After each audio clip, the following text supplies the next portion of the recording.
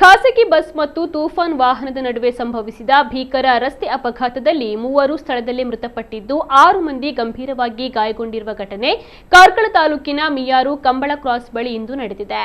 ಧರ್ಮಸ್ಥಳದಿಂದ ಕಾರ್ಕಳದ ಕಡೆಗೆ ಸಾಗುತ್ತಿದ್ದ ಖಾಸಗಿ bus ಮಿಯಾರು Kambala cross ಬಳಿ ಅತಿ ವೇಗವಾಗಿ ಮತ್ತು ರಾಂಗ್ ಸೈಡ್ನಲ್ಲಿ ಚಲಿಸಿದೆ ಎಂದು ಆರೋಪಿಸಲಾಗಿದ್ದು, ಇದೇ ವೇಳೆ ಕಾರ್ಕಳದಿಂದ ಬೆಳ್ತಂಗಡಿ ಕಡೆಗೆ ತೆರಳುತ್ತಿದ್ದ ತೂಫಾನ್ ವಾಹನಕ್ಕೆ ಬಸ್ ನೇರವಾಗಿ ಡಿಕ್ಕಿ ಹೊಡೆದಿದೆ.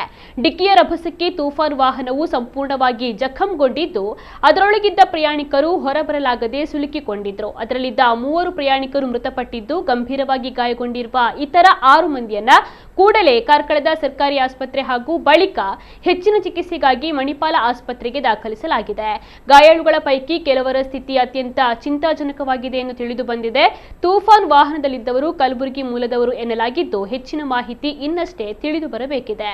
ಅಪಘಾತ ಸಂಭವಿಸಿದ ಕೂಡಲೇ ಸ್ಥಳೀಯ ಜನರು ಮತ್ತು ಇತರ ಸಾರ್ವಜನಿಕರು ರಕ್ಷಣಾ ಕಾರ್ಯಕ್ಕೆ ಧಾವಿಸಿ ವಾಹನದ ಒಳಗೆ ಸಿಲುಕಿದ್ದವರನ್ನ ಪ್ರಯಾಸದಿಂದ ಹೊರತೆಗೆದು ಆಸ್ಪತ್ರೆಗೆ ರವಾನಿಸಲು ನೆರವಾದರು. ಅಪಘಾತದ ಕಾರಣ ಮಿಯಾರು ರಸ್ತೆಯಲ್ಲಿ ಕೆಲಕಾಲ ಸಂಚಾರ ಅಸ್ತವ್ಯಸ್ತಗೊಂಡಿತ್ತು. ಕಾರ್ಕಳ ನಗರ ಠಾಣೆಯ ಪೊಲೀಸರು ಸ್ಥಳಕ್ಕೆ ಭೇಟಿ ನೀಡಿ ಮುಂದಿನ ಕ್ರಮವನ್ನು ಕೈಗೊಂಡಿದ್ದಾರೆ. ಬಸ್ ಚಾಲಕನ ನಿರ್ಲಕ್ಷ್ಯವೇ ಈ ಒಂದು ಭೀಕರ ಅಪಘಾತಕ್ಕೆ ಕಾರಣ ಎಂದು ಪ್ರಾಥಮಿಕ ತನಿಖೆಯಿಂದ ತಿಳಿದು ಬಂದಿದೆ.